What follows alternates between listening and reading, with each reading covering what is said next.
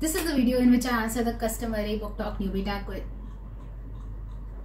Hi, this is the video in which I answer the customary booktube newbie tag questions. I am Yamika, I am 20 years old and I am from India.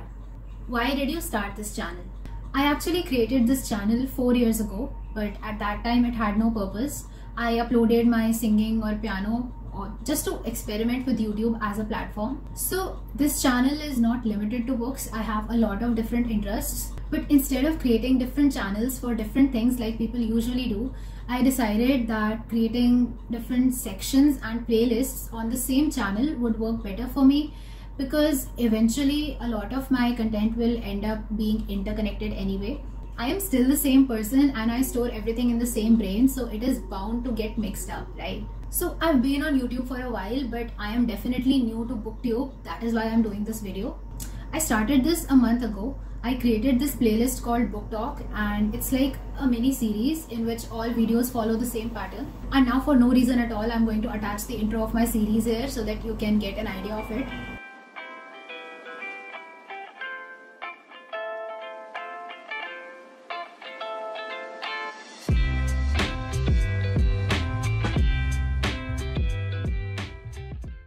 When it comes to books, there are very specific kinds of videos that I want to watch.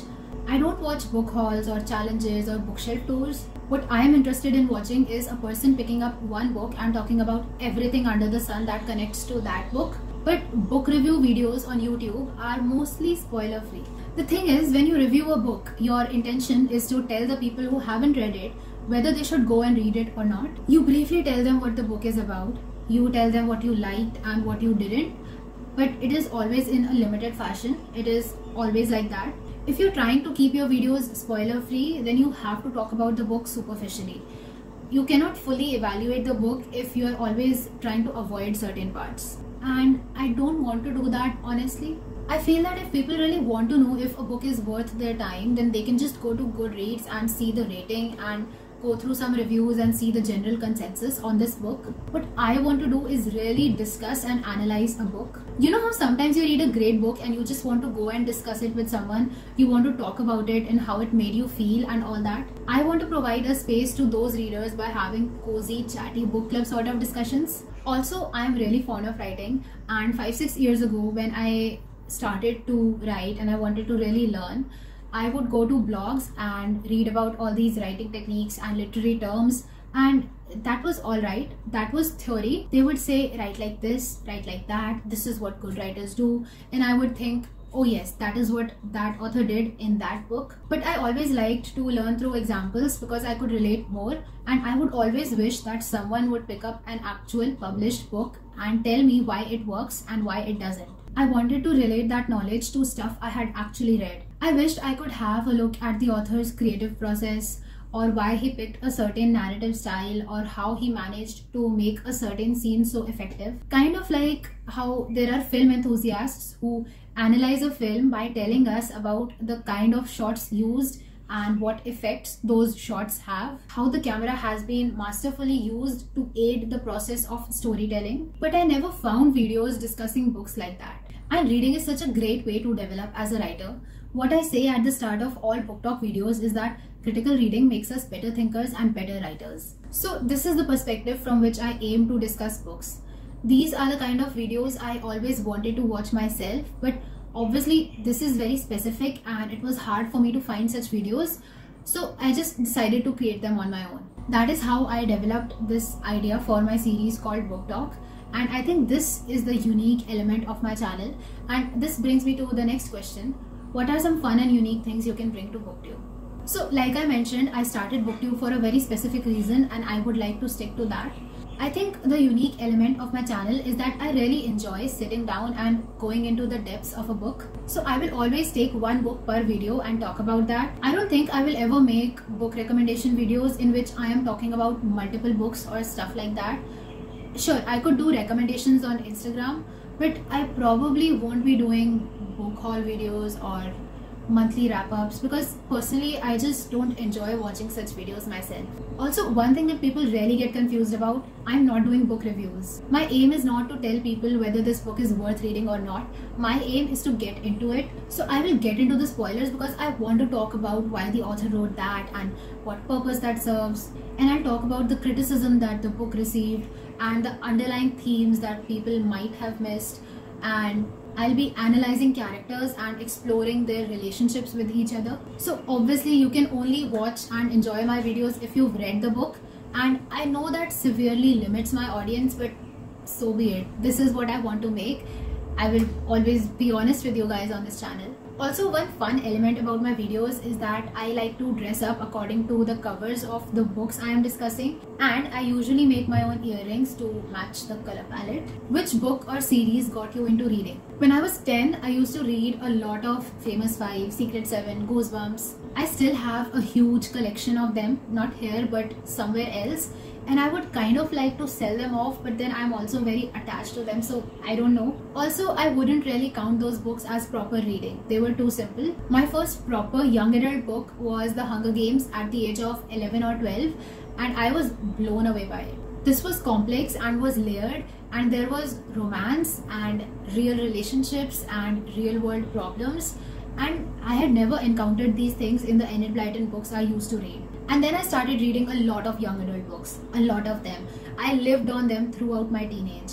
I used to get lost in the stories, and reading really widened my imagination, and this is why I love reading. And this is the next question, by the way. Why do you love reading? I love reading because it has taught me a lot. I think it has shaped me as a person. It taught me to think. It taught me about human relationships and psychology. It helped me understand people better, because books have all sorts of characters. We read about their thoughts and we get inside their heads. Reading allows us to meet people and explore situations which might or might not happen to us in real life. And I think that gives us a lot of exposure and really opens our imagination. There is so much you can learn, even if you just read fiction. It taught me more about the world than I could ever learn by sitting in a classroom. And often I used to be reading books under my desk in the maths class. Also, if any of my classmates is watching this, hi. I also joined Wattpad when I was 14, and I used to think very highly of the books over there, but then eventually I figured out that they were just the same storylines recycled over and over again, so I stopped reading there. Now I'm 20 and my interest is shifting again. I read a lot less these days because I am not sure about what to read. Young adult doesn't interest me anymore. By the way, my Goodreads will be linked below. Also, you know those moments when you're reading and you find a few lines and they just sum up your feelings so perfectly, and they capture your feelings in a way that you would not have been able to capture them yourself, and these lines just hit you and then you underline them so that you can come back to them again and again. I love that feeling. Quotes found on Pinterest are not the same. When you're reading a book, there is context in that. There's a whole story, a character's journey that you've been following, and it just means so much more. So I love that process of finding pieces of myself in books and underlining them and then kind of leaving pieces of myself in those books. And this is totally my love language. It would be wonderful to mark some of my books and give them to my boyfriend someday so that he can read them and he can also go on that journey and collect the pieces that I left behind and kind of figure out who I am as a person. Have you read The Perks of Being a Wallflower? Of course you have. This book taught me the importance of second-hand books. Initially, I used to think that it is cheap to gift second-hand books because they are old and used. But what I never realized was that readers are very attached to their books, and gifting that book to someone is more intimate than giving them a brand new book. A second-hand book carries all the sentiments of its previous owners. So this book completely changed the way I saw second-hand books when Charlie gave his books to Sam and Patrick because they were his favorite people in the world. I think reading is a lot better when you have a partner you can discuss books with. And for me, that was Mehek, my best friend. Hi bitch, if you're watching this. So Mehek and I almost grew up together, and ever since the start, the only connection we ever had was books. We used to be in different girl groups, but all the girls used to invite each other for their birthdays, and Mehek and I always gifted books to each other, and that is a tradition we follow to this day. Who are your favorite booktubers? Paperback Dreams. I love her personality and she's really fun to watch, and she kind of reminds me of a friend of mine whom I'm really fond of. And Crimson Rogue, I really enjoy watching him. He makes super long videos, sometimes more than an hour long, and he roasts idiotic books and he's hilarious. Where do you read?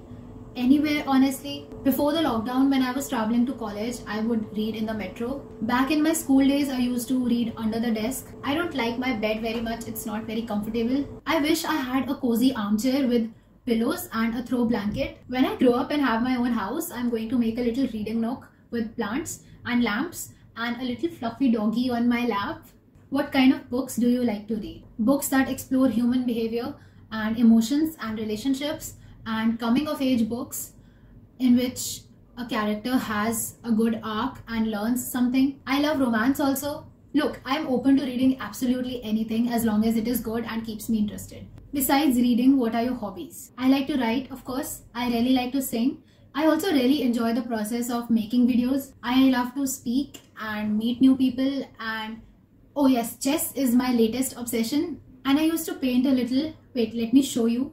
I don't do much of it now, and I guess that is it for this video. If you have watched till here, then it looks like you're interested. Subscribe and please check out the book talk playlist. I already have several videos on my channel, and I will see you guys in the next video.